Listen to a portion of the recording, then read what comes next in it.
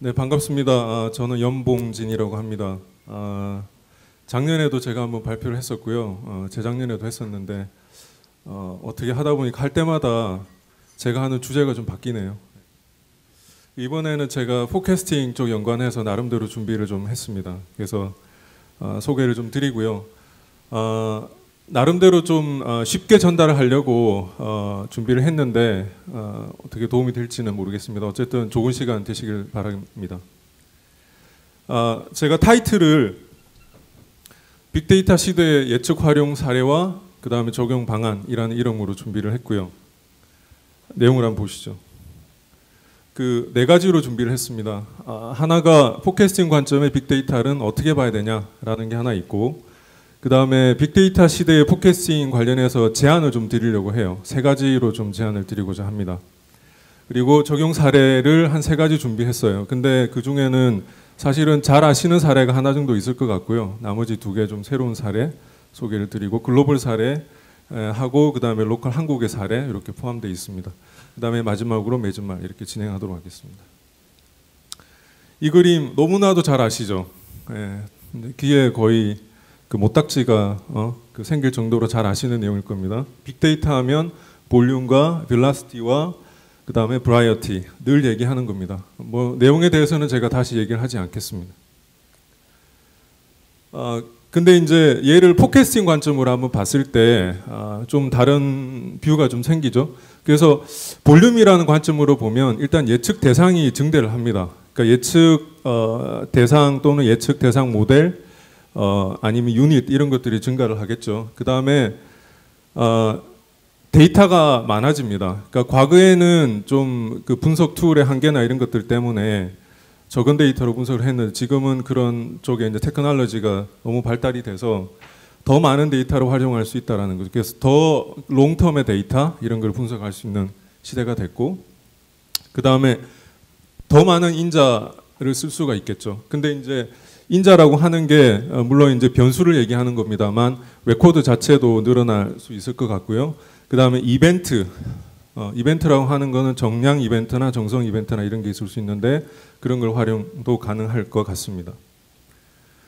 그 다음에 빌러시티 관점으로 보면 첫 번째가 일단 데이터를 신속하게 수집을 해야 됩니다. 그러니까 이제 포캐스팅 영역도 마케팅 앤 세일즈가 됐던 아니면 뭐 프로덕트 디벨롭먼트 이쪽이 됐던 아니면 워런티 서비스나 이런 쪽이 됐던 간에 어찌됐든 속도가 좀 필요한 시대가 됐습니다. 그래서 경쟁사보다 빨리 분석을 해서 결과를 내고 실제 실행에 옮기고 이런 부분이 중요한 시대가 됐죠. 근데 그걸 하기 위한 어떤 적절한 기술이나 이런 것들이 필요해졌습니다.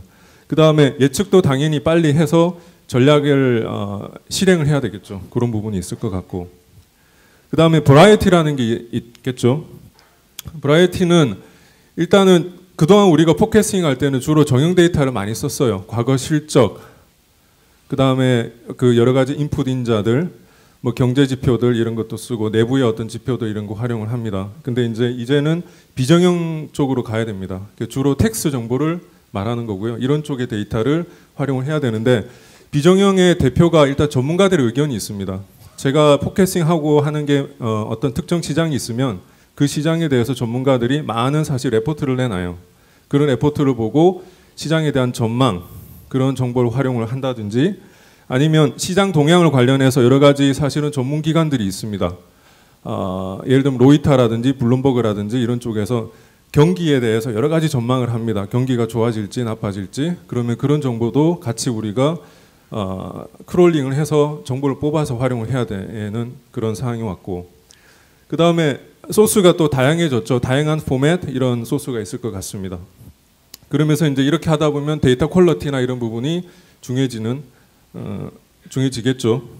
그래서 이렇게 포캐스팅 관점으로는 이 세 가지가 추가적인 이제 숙제가 될 것 같습니다.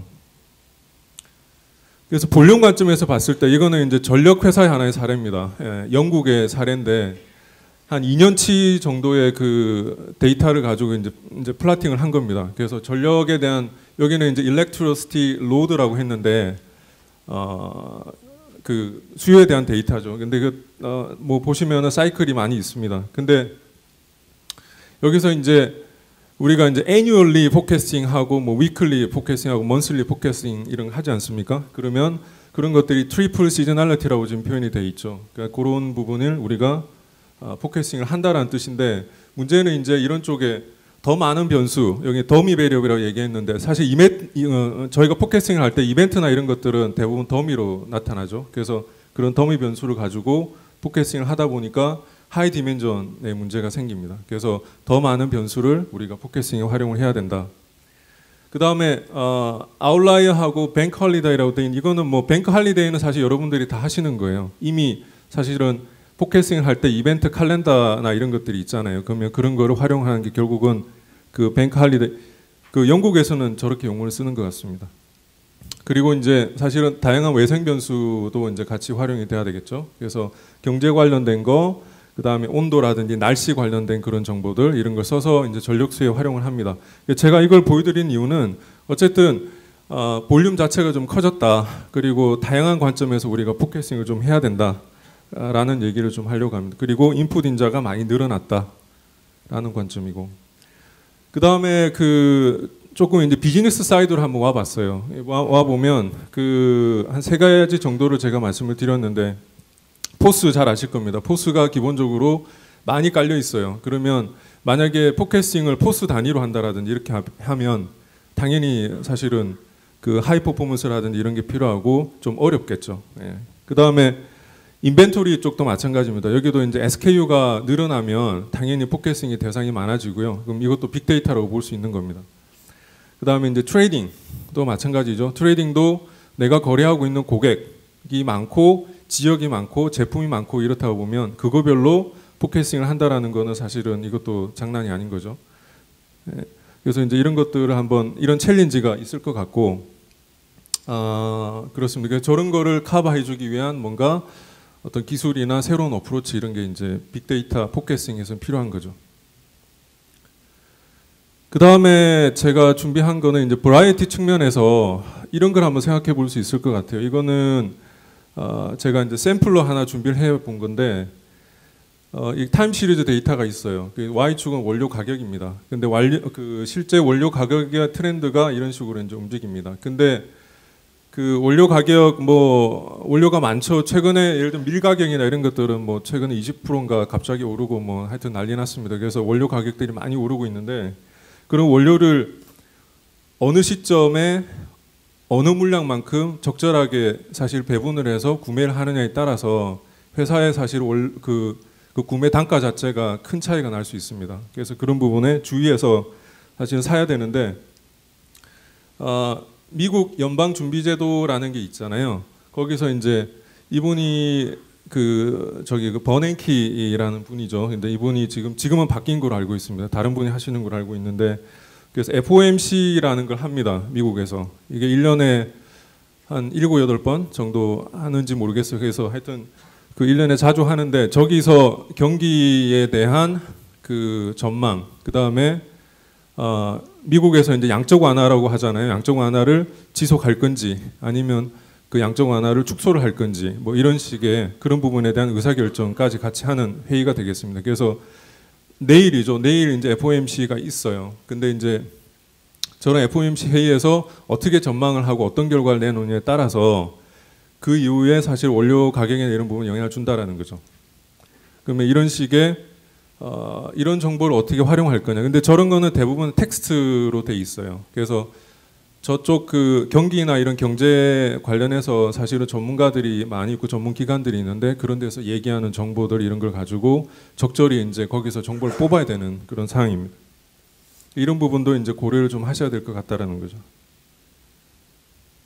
그래서 쭉 제가 이제 3가지 3V 관점에서 말씀드렸어요. 그래서 볼륨과 브라이티와 빌러시티 관점에서 말씀을 드렸는데, 오늘 제가 말씀드리고자 하는 3가지 핵심은 이겁니다.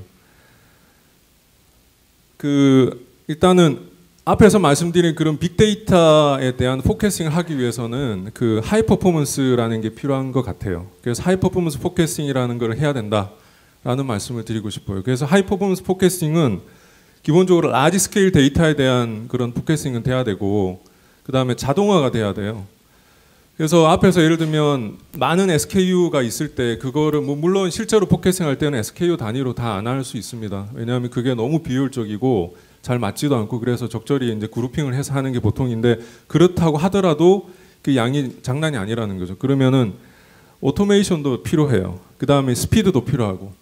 그래서 오늘 사실 아침 세션에 보시면 저희가 여러 가지 얘기를 했었는데 거기서 이제 인메모리 테크닉에 대해서 얘기를 했습니다. 그래서 저희가 데이터를 메모리 서버 여러 대 두고 메모리에다 올려놓고 분석을 하면 훨씬 빨리 처리된다. 그런 기술도 필요하다는 거죠.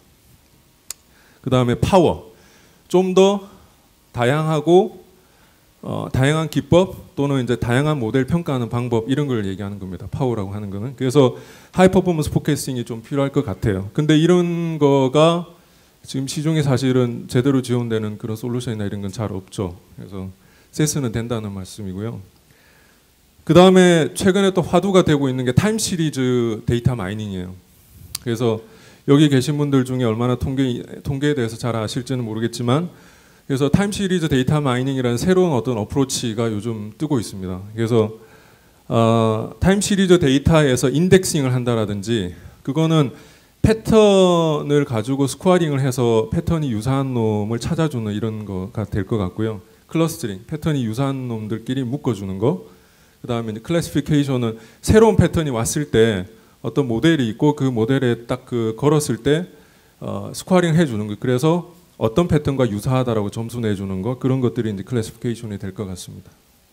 그 다음에 기존에 우리 데이터 마이닝 기법들이 있어요. 그런 거를 잘 접목을 해야 됩니다. 그래서 뒤에 사례를 좀 설명을 드리겠습니다. 이런 용어는 아시는 분도 있겠지만 잘 모르시면 기억을 좀 하고 가세요. 우리 회사에 타임 시리즈 데이터 마이닝이라는 게 있다는데 저런 걸 적용해 볼 수 있는 건지 그런 거는 좀 검토해 보시면 좋을 것 같습니다. 그 다음에 마지막으로 언스트럭처드 데이터에 대한 활용이에요. 그래서 앞에서도 텍스트 분석에 대해서는 많이 보셨잖아요. 그래서 언스트럭처드 데이터 우리 주변에 있는 특히 이제 사실 내부에도 물론 그런 게 있지만 그 외부에도 더 많은 것들이 있습니다. 그래서 그 외부에 있는 그런 언스트럭처드 데이터를 활용을 한다라는 부분하고 당연히 또 화두가 되는 게 그거죠. 스트럭처 기존의 데이터하고 언스트럭처드 데이터하고 어떻게 컴바인을 할 거냐라는 부분도 하나의 숙제가 됩니다. 근데 이런 부분도 저희가 나름대로 경험을 좀 해보고 나름대로 이제 베스트 솔루션이라고 하는 방법을 좀 찾긴 찾았습니다. 그래서 뒤에 좀 소개를 드리고요. 그래서 이 세 가지를 오늘 사실 화두로 말씀드리고 싶었습니다. 그러면 이제 하이 퍼포먼스 포캐스팅 앞에서 쭉 말씀드렸잖아요. 그래서 하이 퍼포먼스 포캐스팅이 이게 이제 리테일 쪽의 사례입니다. 저희가 포캐스팅 대상이 이만큼 100이 있다면은 실제로 한 80% 정도는 그냥 자동화해서 해도 돼요. 그리고 데이터가 어느 정도 퀄리티도 있고 하기 때문에 그냥 80%는 그냥 자동화 걸어서 포캐스팅을 해서 그냥 쓰시면 됩니다. 근데 이제 10% 정도는 얘가 굉장히 정밀하게 포캐스팅을 해줘야 돼요. 안 그러면 이상한 예측이 나온다라든 이런 문제가 생기는 거죠. 그 다음에 나머지 10%는 이거는 예측이 쉽지 않은 경우가 많아요. 이게 이유가 여러 가지가 있겠지만 데이터 막 퀄리티가 안 된다라든지 또는 데이터가 충분치 않다라든지 이런 이유로 해서 예측을 했을 때 포캐스팅 결과는 누구도 장담 못하는 자신이 없는 그런 것들이 10% 있다라는 거죠. 근데 여기서 이제 사실은 오토메이션이라든 이런 부분은 이 80%에 해당이 될 겁니다. 물론 저거가 여기 계신 분들 중에 많은 고객들이 있겠지만 우리 회사는 80이 아니고 저기 90이 될 수도 있어요. 아니면 70이 될 수도 있고 그거는 다를 겁니다. 하여튼 이런 식으로 분류가 될 것 같고요. 그래서 여기 80%라고 하는 놈들에 대해서는 뭔가 오토메이션을 하면 훨씬 편하게 포캐스팅을 할 수 있다라는 말씀을 드릴 것 같고 그래서 여기서 포캐스팅 모델을 이제 디벨롭을 할 때 거기 파라메타에 대해서 이제 디파인을 해줘야 돼요. 그런 것들이 자동화해서 지가 알아서 해주고 시즈널리티라든지 사이클이라든지 트렌드 이펙이라 이런 것들 자동화해서 지가 알아서 다 골라주고 걔를 모델링을 해주고 그런 게 다 된다라는 거죠. 그 다음에 모델 저희가 포텐셜하게 모델을 여러 개를 만들어 놓고 그 중에서 가장 베스트한 걸 골라가는 그런 식의 어프로치를 많이 하지 않습니까? 그러니까 그것도 된다라는 거죠. 이런 식의 사실 자동화 필요할 것 같고 그 다음에 알고리즘 자체가 좀 패스트하게 돌아가야 돼요. 그런 부분이 세스는 좀 개발이 돼 있습니다. 그런 거. 그 다음에 모델 개발이 어쨌든 효율적이어야 된다는 이런 부분이 이제 하이 퍼포먼스 포커싱의 중요한 포인트가 될 것 같고요. 그 다음에 파워는 보시면 여러 가지 기법들이 쭉 언급이 되어 있습니다. 그래서 물론 이제 타임 스탬프 데이터를 타임 시리즈 데이터로 바꿔줘야 되잖아요. 그런 부분도 뭔가 지원이 필요할 것 같고, 그 다음에 이런 ESM이나 IDM이나 ARIMA나 UCM이나 이런 다양한 그런 기법들, 이게 사실은 모형들이 다 특징이 있습니다.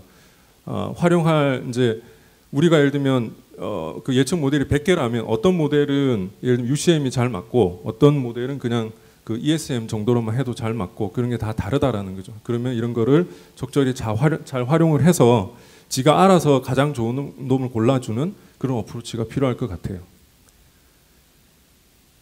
그 다음에 뭐 이런 게 있을 것 같고요. 그 다음에 뭐 예를 들면 이런 거죠. 또 그 포커싱을 할 때 기존 액추얼 데이터에서 걔를 서머리 해가지고 그걸 가지고 이제 포커싱 활용을 하는데, 또는 거꾸로 포커싱 해놓고 저희가 다시 조정을 하잖아요. 그런 작업도 필요한데 그런 것들도 뭔가 편하게 할 수 있는 그런 게 필요할 것 같습니다. 그다음에 하이 퍼포먼스 포커싱에는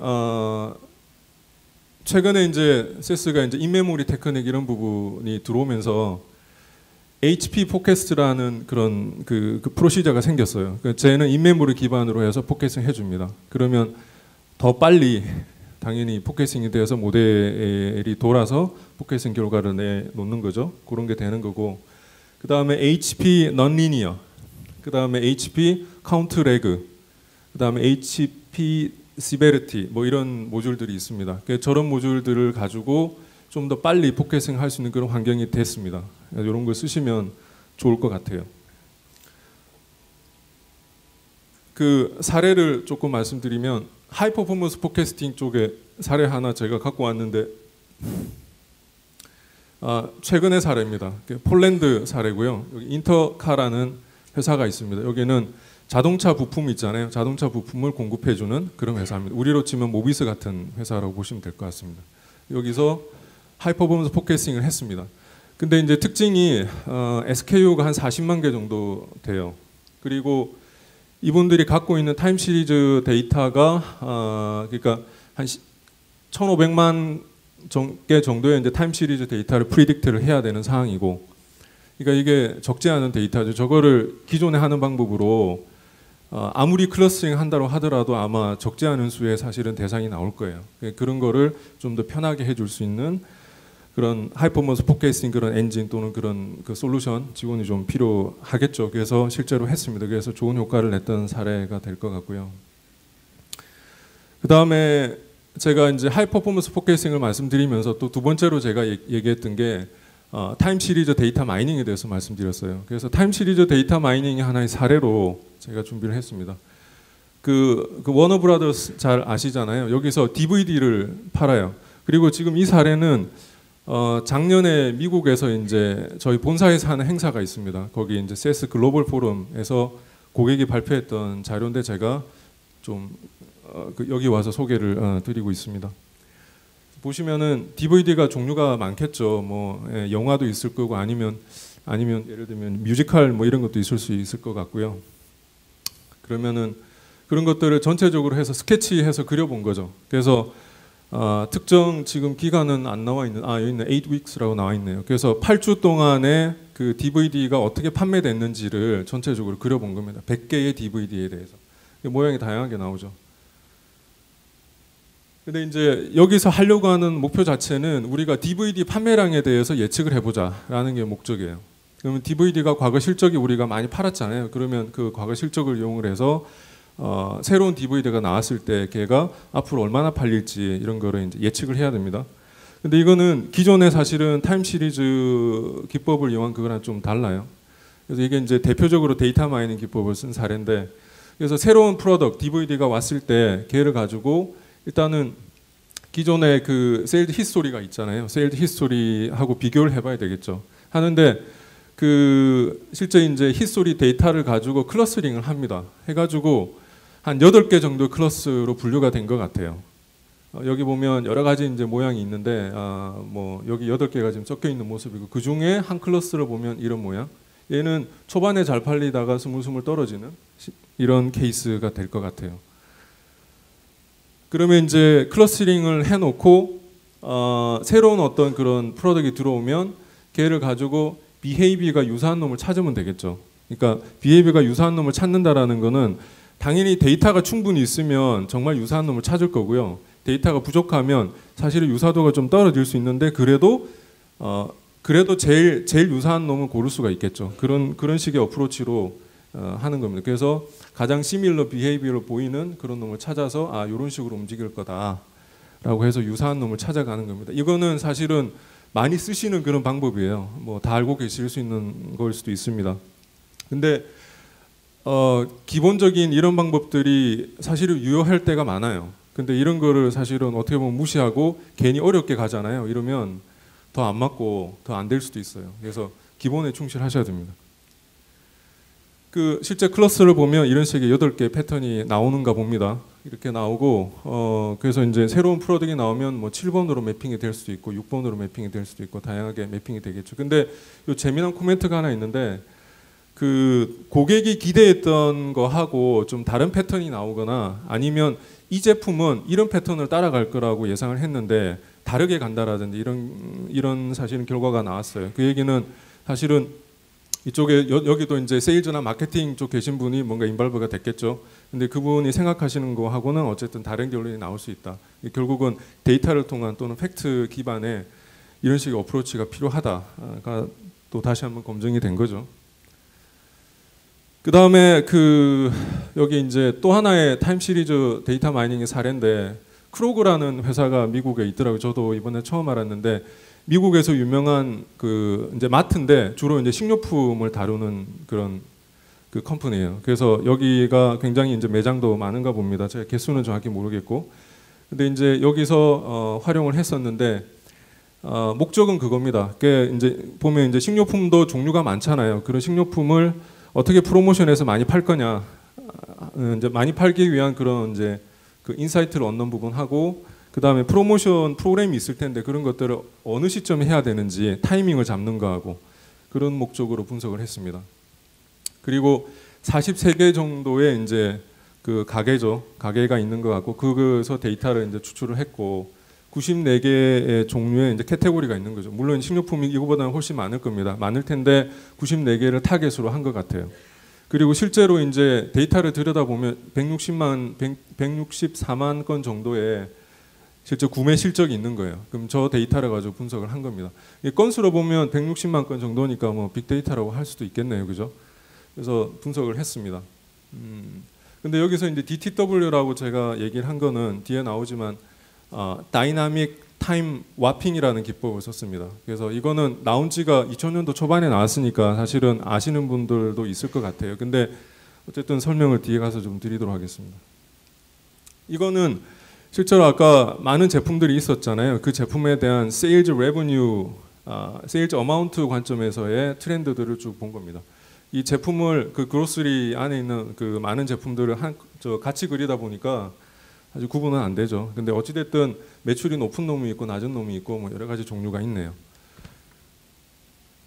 근데 이제 여기서 직접 한 거는 뭐냐면 저희 이제 엔터프라이즈 마이너를 써가지고 데이터를 갖고 와가지고 이제 타임 시리즈 데이터로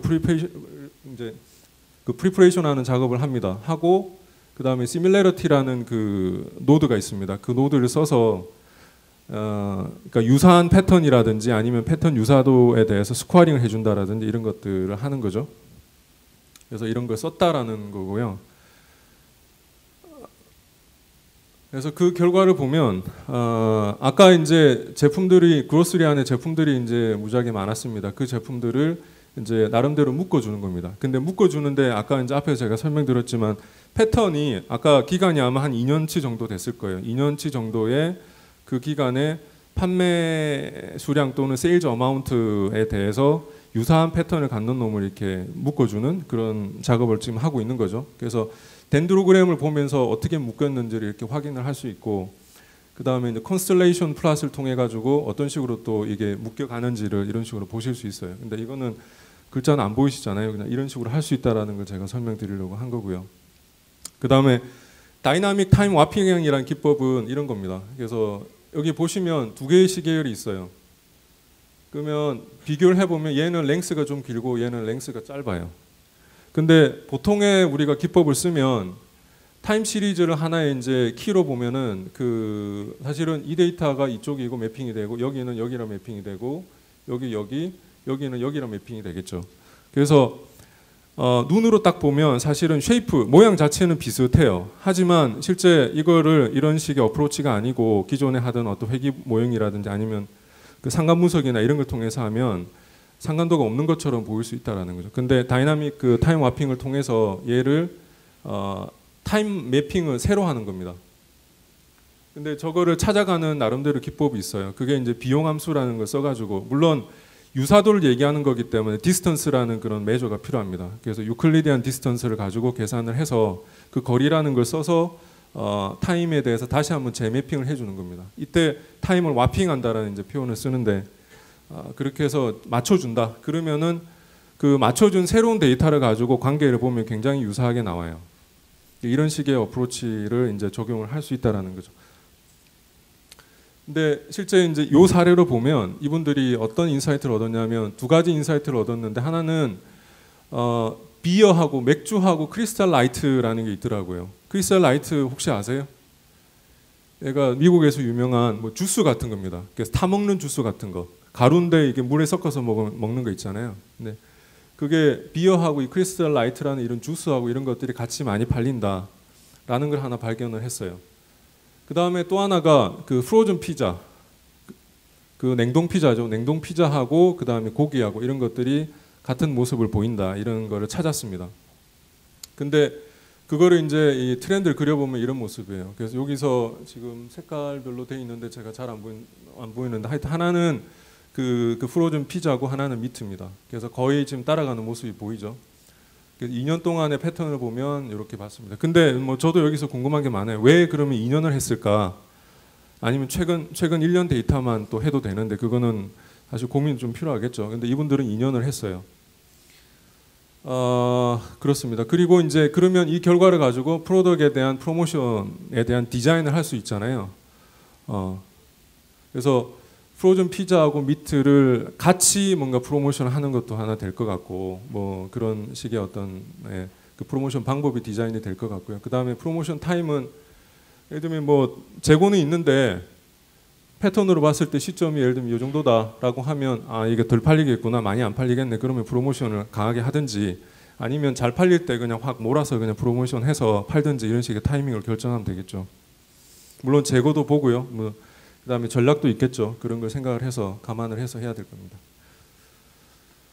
그다음에 그 세 번째입니다. 지금까지는 제가 이제 타임 시리즈 데이터 마이닝에 대해서 설명을 드렸어요. 여기까지 오는데 좀 이해가 되시나요? 제가 설명을 좀 어렵게 하진 않았나 모르겠네요. 자, 비정형 데이터를 분석을 해야 되는 하나의 사례입니다. 요거는 이제 최근에 저희가 했던 프로젝트 중에 하나인데 이런 그러니까 우리 선물 뭐 국제금융센터 뭐 이런 것들 이거는 사실은 애널리스트들이 증권가의 애널리스트들이 내놓는 레포트예요. 그래서 이제 이런 식의 쭉 해서 뭘 적습니다. 그럼 여기서 이제 내가 필요한 정보는 이런 것들이 중요한 키워드예요. FOMC, 뭐 경기, 뭐 국채, GDP 뭐 이런 것들이 중요한 키워드가 되는 거죠. 그래서 우리 선물 여기서 FOMC 회의, 뭐 국채 매입, 뭐 프로그램 종료 이런 것들을 쭉 뽑았어요. 그 얘기는 이 내용 전체를 보면 일종의 텍스트 서머라이제이션 한 거죠. 해서 보면 미국 경기 부양책이 종료가 된다라는 그런 결론이에요. 이렇게 저희가 텍스트 애널리틱스를 통해서 결론을 내릴 수 있고 그 다음에 이 자료를 보면 미국 FOMC GDP 성장률 하향 전망. 그럼 여기서 쭉 뽑아보면 미국 경기가 하락이 되겠구나. 라는 걸 뽑을 수 있습니다. 근데 이거는 주로 전망에 대한 그런 원문 텍스트가 되겠죠. 물론 실적도 있을 겁니다. 실적도 뭐 떨어졌다, 높아졌다 이렇게 딱 얘기하는 그런 텍스트도 있겠죠. 그러면 이런 거를 뽑는데 이거를 만약에 매일 한다고 생각하시면 돼요. 그러면 원천이 되는 내가 주로 바라보는 텍스트 소스들이 여러 개가 있고요. 그게 뭐 100개가 될 수도 있고 뭐 하겠죠. 그러면 그 소스들에서 경기 상승을 얘기해주는 그런 문서나 그런 것들 보고서가 몇 건 되는지 그 다음에 경기 하락에 대해서 얘기하는 게 몇 건이 되는지 이런 걸 다 뽑는 겁니다. 그러면은 3월 20일 2014년 3월 21일은 14건이 경기 상승 24개가 경기 하락으로 얘기를 했다라고 하는 거는 이미 이 시점에 이게 만약에 미래 전망에 대한 카운트라고 치면요, 미래에 대해서는 경기 하락으로 보는 게 사실 대세라는 거죠. 그러면은 우리가 마케팅 전략이라든지 이제 포커싱이 달라지는 거죠. 예. 전체적으로 아마 좀 덜 팔리겠네 이렇게 이제 판단할 수 있는 겁니다. 이런 식의 이제 텍스트 정보에서 저희가 데이터를 뽑아가지고 이런 식으로 이제 정형화된 정보로 이제 만들어가는 사례가 되겠습니다. 그 다음에 이런 트렌드 차트는 많이 보실 거예요. 그래서 실제로 지금 보시면 이제 일본, 미국 경기, 유럽의 경기, 중국의 경기, 글로벌 전체에 대한 경기 해서 앞에서 말씀드렸던 거하고 동일한 방법으로 내가 바라보고 있는 그런 텍스트 원문 소스들의 풀이 있겠죠. 거기서 이제 일본 경기를 얘기해 주는 것들을 쭉 뽑고요. 미국 경기 쭉 뽑습니다. 그러면 이제 Y축이 있는데 플러스가 있고 마이너스가 있잖아요. 플러스는 경기에 대해서 좋게 얘기하는 거에 대한 건수예요. 그 다음에 부정적으로 얘기하면 이제 밑으로 떨어지겠죠. 그래서 그거를 전체적으로 추세를 쭉 볼 수 있습니다. 그러니까 이거는 글로벌 경기를 사실 비정형 데이터 텍스트에서 땡겨가지고 그게 어떤 추세를 보이는지를 보는 겁니다. 근데 이제 특징이 이때쯤 보면 색깔이 이제 미국 경기죠. 미국 경기가 안 좋게 보다가 점점점 좀 좋아지는 모습이 보이죠. 그래서 터닝 포인트가 한 3월 25일 전후로 해가지고 뭔가 경기 전망을 좋게 보는 쪽으로 넘어가고 있다라는 게 지금 보이는 겁니다. 그래서 이런 정보를 이제 활용을 하셔야 된다라는 사례로 제가 하나 보여드리는 거고요. 그 다음에 실제 여러분들이 사실은 그 속해 있는 그 영역에서 이거는 이제 FOMC 미국에 있는 FOMC에서 의사로 공개를 합니다. 저거는 주로 그 양적 완화 여부, 그 다음에 경기 기조에 대해서 이때 발표를 해요. 그래서 양적 완화를 이제 더 이상 안 하겠다. 양적 완화를 더 강화해서 더 풀겠다. 뭐 이런 식의 의사결정을 하고 경기에 대해서 전망을 합니다. 그게 이제 매년 이제 몇 번씩 그런 부분이 공개가 되는데, 요거는 전체 건수는 적지만 그 특정 과거 기간의 실적을 가지고 과거에 저희가 이런 게 있었잖아요. FOMC 의사로 공개가 있었어요. 그러면 그거를 가지고 통계량을 뽑아본 겁니다. 뽑아보면 여기서 예를 들면 중립 상승 한번 볼게요. 그래서 양적 완화에 대해서는 중립으로 판단을 하고 발표가 되고 경기 기조에 대해서는 상승으로 보면 1.42% 정도 증가한다 라는 어떤 인사이트를 얻은 거예요. 그러니까 여기서 그러면 대상이 되는 포커싱 대상이 뭐냐, 이거는 예를 들면 어떤 제품의 수요가 될 수도 있고 아니면 물동량이 될 수도 있고 다양하게 될 겁니다. 근데 FOMC라는 게 전체적으로 경기에 대해 영향을 많이 주기 때문에 1.42% 정도 우리 제품이 더 많이 팔릴 거다 라고 해서 저희가 정량적인 인사이트를 얻는 거죠. 그럼 이런 거를 우리가 활용을 하는 겁니다. 제가 말로 지금 떼웠는데 실제 이제 아까 요게 이제 요 색깔이 경기를 얘기하는 거고요. 얘가 사실 이제 양적 완화에 대한 여부. 그러니까 앞에서 제가 말씀드렸지만 양적 완화를 강화를 해야 될지 아니면 줄여 나가야 될지에 대한 판단입니다. 그래서 그거를 그래프를 그려보면 이런 식으로 막대 그래프가 나올 거고요. 요 시점 같은 경우는 경기는 좋게 보고 그 다음에 양적 완화는 축소하는 쪽으로 같은 시점에 얘기를 한 거예요.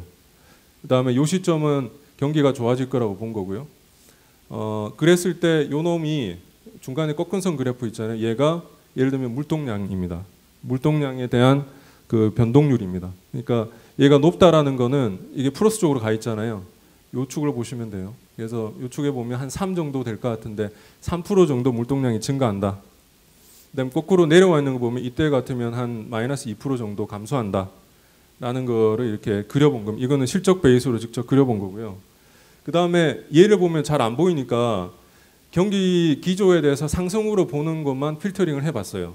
요 위에 것만, 요 색깔 빼고요. 빼고 이렇게 모아서 보면 요런 그래프가 나오는데 여기서 뭘 알 수 있냐면 경기 기조를 상승한다고 예측한 것만 뽑았는데 전체적으로 요게 이제 그 물동량의 이제 변동률인데 얘가 보면 여기가 0이에요. 그러니까 대부분 다 플러스죠. 그리고 예를 들면 여기서 평균을 한번 쭉 그려보면 이 값은 물론 모르지만 그래서 평균값 정도 해서 상승하는 영향을 줄 수 있구나 라는 거가 어느 정도 근거가 있는 게 나오는 거죠. 그래서 물동량 같은 경우는 어쨌든 FOMC 회의라는 그런 거에 두 가지의 속성이 있는데 이 속성에 영향을 많이 받는다. 제가 이제 속성이라고 표현한 거는 그 FOMC에서 얘기하는 거가 아까 말씀드렸지만 경기 기조에 대한 거하고 양적 완화 두 가지 속성이 있다라고 쳤을 때예요. 물론 그런 이벤트가 더 많은 속성을 갖고 있을 수도 있겠죠. 근데 두 개라고 쳤을 때 그런 속성에 따라서 어쨌든 물동량이 차이가 난다라는 걸 알 수 있고 정량적인 인사이트를 얻어서 얘를 쓰는 겁니다. 그러면 활용 관점에서 보면 여기서 나온 평균값 정도 있잖아요. 물론 이거 두 개가 사실 여기는 컴바인이 되어 있어서 같이 짬뽕이 되어 있어서 이 두 개를 빼고 평균을 뽑아도 될 것 같아요. 그러면 양적 완화 얘가 지금 경기죠. 경기에 대해서 긍정적으로 볼 때는 전체적으로 뭐 한 2% 정도의 그 수요가 증가한다라는 인사이트를 얻는 거예요. 그럼 그걸 가지고 어떻게 해요? 다음에 포켓싱 할 때 쓰는 거죠.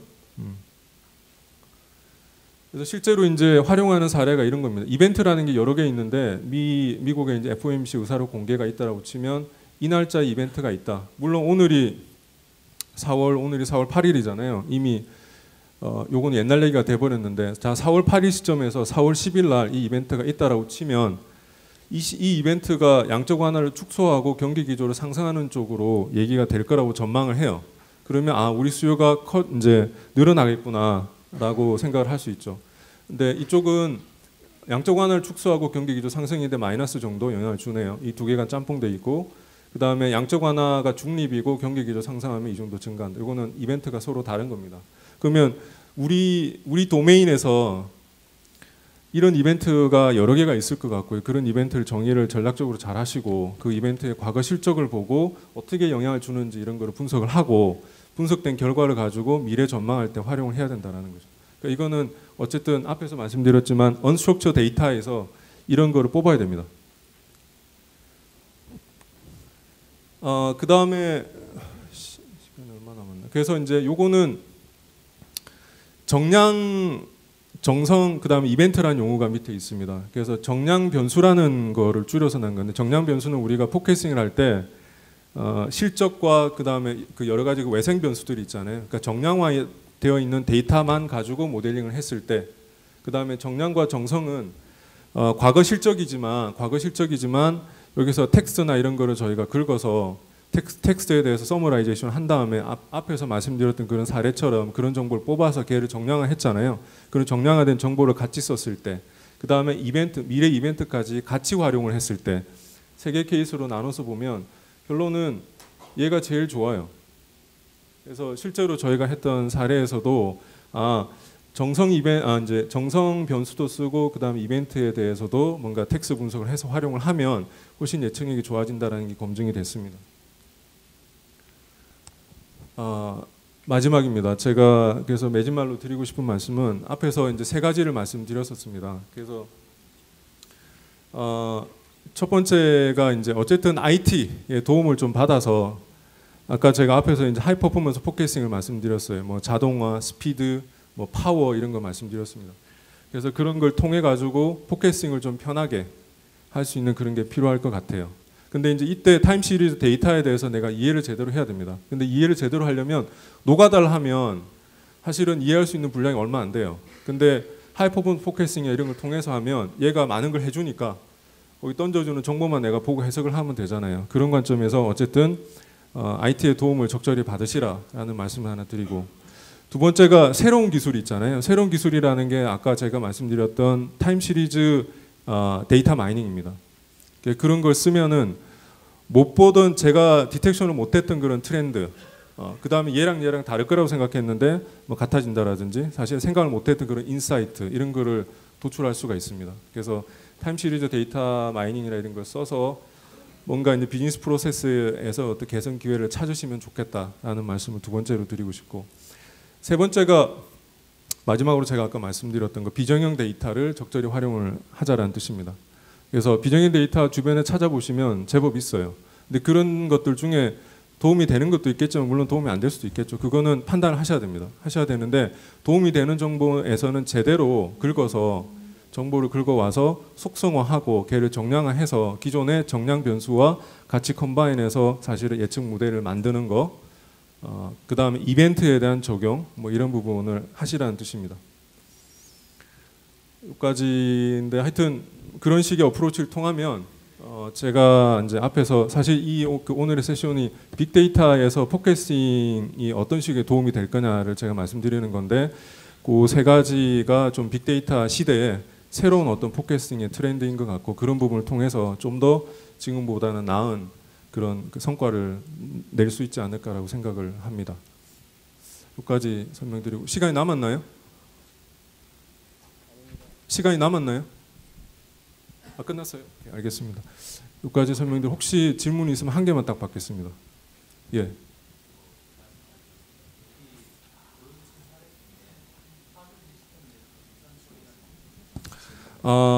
지금 로컬 사례는, 마지막에 보여준 사례는 하둡을 쓰지 않았어요. 하둡 기반은 아니고 우리 흔히 하는 DB, 그 커머셜 DB 기반으로 한 거고요.